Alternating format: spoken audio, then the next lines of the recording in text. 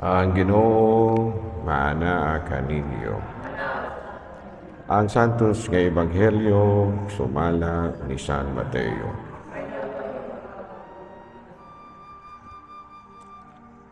Sa diha nga ang tanang tinunaan nagkapundok dito sa Galilea, miingon si Jesus kanila. Ang anak sa tao hapit na itugyan ngadto sa mga tao nga mopatay kaniya. Apan sa ikatulo ka adlaw nabanhaw siya. Babanhaw siya. Tungod niini nasubo pagayo ang mga tinunan. Sa pag-abot ni Jesus ug sa iyang mga tinunan dito sa Capernaum, ang mga kobrador sa buhis alang sa templo miduol kang Pedro nangutana. Nagbayad ba ang inyong magtutudlo sa buhis alang sa templo? Oo, nagbayad, mitubag si Pedro. Sa pagsulod ni Pedro sa balay, miuna pagsulti si Jesus. Simon, sa may mong huna-huna, kinsa man ang mubayad og buhis sa mga bayranan o sa mga bayranan ngadto sa mga hari nining kalibutana, ang mga lungsuranon ba o ang mga langyaw? Si Pedro mitubag, ang mga langyaw. Si Jesus mitubag, kung mao ka na, ang mga lungsuranon dili kinahanglang mubayad. Apan dili kita buot nga kining mga tawhana masilo. Busa lakaw ngadto sa lanaw o pamasol. Bitara ang unang isda nga mukubit ug sa baba niini makitaan mo ang usa ka salapi nga igong ibayad sa imo ug sa akong buhis alang sa templo. Kuhaa kini ug bayri ang atong buhis. Mga igsuon ko diha ni Kristo ang ebanghelyo sa Ginoo. Manglingkod. So today, we will be reflecting on some essential points related to the gospel. Sa atong ebanghelyo karon, atong nasayran nga si Kristo mismo nibayad og buhis. Nga niya no? Sumunay primero na itong huna-hunaon kung nagbayad ba tag buhis kay kung ano ba kirusahay. Malukop tag pangita og deductions karon di kita kabayad ang buhis. No, kami mismo ulit may magbuhis o may income. Ingo niya no. So, ang buti pa sa sa ni Kristo ni is, He was faithful to His religion. No, kay kuan man lagi kanang doon na may kinibang ang relihiyon na itong higayon na wala pa may Christianity. Kuan pa kining gitawag na to sa English o Judaismo. Na dito sa templo, kinahanglan yung kang mubayad o buhis if you will enter. No, they call it buhis, no? So, sa may pasabot din na si Kristo yun mismo, He was faithful or loyal to His religion. No? So, that's one thing. No, nga mamalandong kita niya kay labi na kamo no, nagbayad mo po mga buhis. Of course, all of us, gabayan man tag buhis, kaya kanang ato ang kanang magpalit tag gasolina, gabayan man tag buhis ana. Kanang tanan nga ato ang gipalit sa tindahan, may buhis man yun siya, no? 12%, 20%, tingnan niya. But personally, doon na gid kamo, doon na gid mo gitawag na to sa English o income tax. No, kung sa inyong income, inyong bayaran. Diha dapit ang inikyasay. Inikyasay na din nga kung mahimo di ra ta mamayad eh. Wala rin bayad ni. Which is wrong. Kuan man na siya kana gitawag natong tulubagon man na. So kung ano buhis, bayad kita. And number 2, si Kristo mismo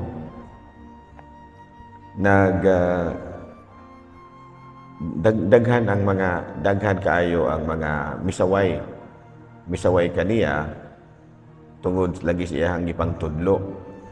No, pero he was able to, escape. Sige niyang matubag ang mga pangutana. No, kana bitang questioning his credibility, iya hagyong matubag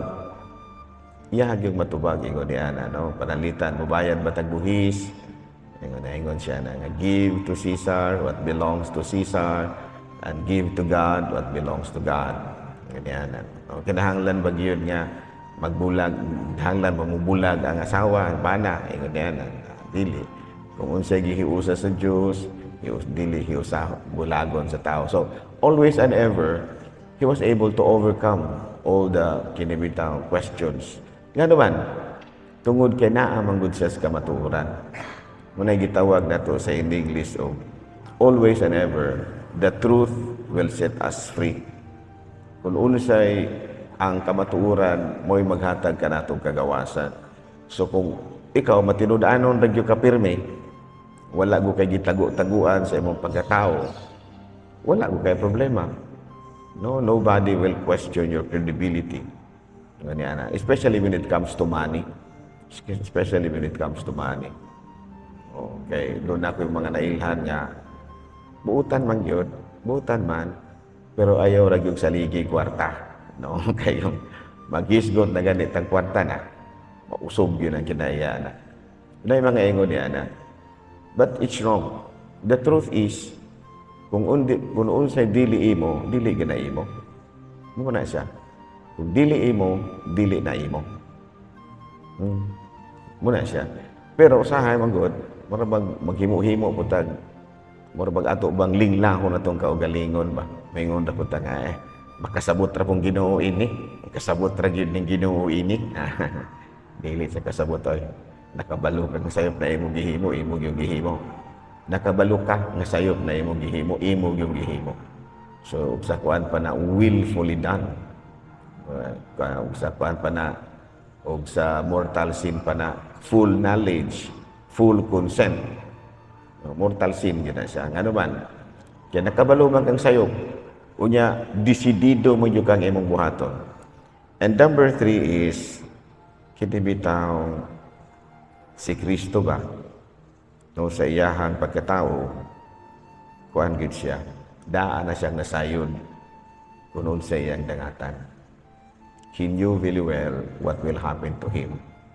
Pero iya yung iya bang gidawat, niingon na siyang daan na ang anak sa tao, hapit na itugyan ngadto sa mga tao nga mapatay kaniya. So the prediction of the passion. So una nga kita pod mismo nakabalota ug siya atong dangatan. No? O panalitan ako, no, dunay mo ingon nga kining tuhanan ni og mamatay ni wa gyud mulubong ini gano. Wa gyud mulubong ini kay una lagyan na ana lagyan kay ingon ni ana ba mga sulti-sulti ba walay mga sana kana bitaw mga kalisdanan ba ingon ni ana. Kana po na siya. If you accept, no, i-predict na nimo daan kung unsay mahitabo nimo, and don't be afraid. Ayaw kahadlo. Ngano man, the truth will set you free. The truth will set you free. So atong balikon ha, Jesus Christ was faithful to his religion. Wala gid siya paglunga, padayon ra gid siya. Sama po nato, no? Sir, lay minister, maestro, you should be faithful to your career, to your obligations. Kung sa imong buluhaton, buhata ra gid na. Ayaw o daghan pa kag istorya nila. Nilabad-labad sa ulo ba? Daghan kay kang mga munika na mo kana o sa kuan ba daghan pa ka bang kutso-kutso. Kung serbisyo ka, serbisyo na, wala daghan istorya. Ano ba, pinana? Kung serbisyo ka, serbisyo. No, ayaw o daghan pa kang mga unsa-unsa pa na nimo din na. You should be faithful to your obligations. And number 2, siguruha nga nagsubay yung kamatuoran. Kamatuoran na ginagimuha. No, padayon lang yun, pero ayaw og matud pa limong-limong ba? Ayaw limod-limod. Kinahanglan nga kung unsay maura na siya. Do not create your own truth. Himo-himo kag imong kaugalingong kamatuoran. Nga ikaw na po mo mutuo. And number 3, bisan pag nasayod ka nga, mo ginidangatan nimo, may nakapahinomdom na ako itong usa ka maestra ba? Tapos bukid sa Shaton pa ko na-assign. Tinayig siya sa mga kapitan, pero kontra siya kaubang mga maestra. Kontra kay siya kay ano man. Laliman kang Domingos hapon adto naman siya sa iyang area sa bukid para pag alas 7:30 mo flag ceremony man siya. Siya nang usara. Wala yung mga kauban nga pumunta. Wa pa man nangabot ng uban. Kasi sa una, wa pa may klarong sa kinaka. May habal-habal naman. Kung sa una, lakaw na gina. Dayong pagka Birnes, Sabados buntag siyang upauli. Nya layo ba ito yang area? Niya mga kaubang maestra kay moto nga og alas 2, dili usa mo trabaho, kay mamahuway usa. Dayong alas 10 pas buntag mo pauli na sa Birnes. Dayong magtago-tago sa ila kay makita ano niya supervisor kay gana. Nya kay siya muadto man gyud siya. Kay kuan man siya kanang membro man siya sa Prex man siya kanang bitaw Paris Renewal Experience. Nya speaker pag yun siya. So marang makonsensya siya. So kung sa iya ang buluhaton gibuhat yun niya. Faithful yun siya ba? Ay perting kontrahan niya. Gimurumuruhan yun siya. Gisakit yun siya yung mga maestra. Wa gimudapig niya. Pero daan na siyang nasayon. Nakatawa rin hapon siya. Daan naman kung nakabalo nga mo rin may tabo. Pero ako rin yung buhaton. Mumani ako ang pagtanaw sa akong obligasyon. Naahat na lamang yun yung mga maestra na lamang sa iyo. Itong aking anuhan. Niya may gauna-una. Niya ang mga ginikanan. Ni question naman, nganong niya may usa ka maestra nga kaya man lagi ni. Nga naman yung uban nga alas 10 pas buntag sa Bernes mauli na. Yan naman ni sila. Niya kining usa, Sabado manggibong pa uli siya. So maray nahitabo. So again, that is an example nga kabalo na kandaan. O niya katong maestra ha, wa po siya nag-uol nga gikontra siya. Diya sige katawa kay inaana man na sila, inani pug ko. Ug ingon sila ni ana, ingon pug ko ani. Wala man pug ko ingon kapasikat ko, wala mura gini ako. Faithful na jud sa akong obligation, nakabalo ko nga mo ni siya ang angay na kong buhaton, ug nasayod pud ko nga mahitabo gini nako. Pakontrahan ko ini nila pero di gyud ko muundang. So ingon niya, inana po ang pamaagi ni Kristo.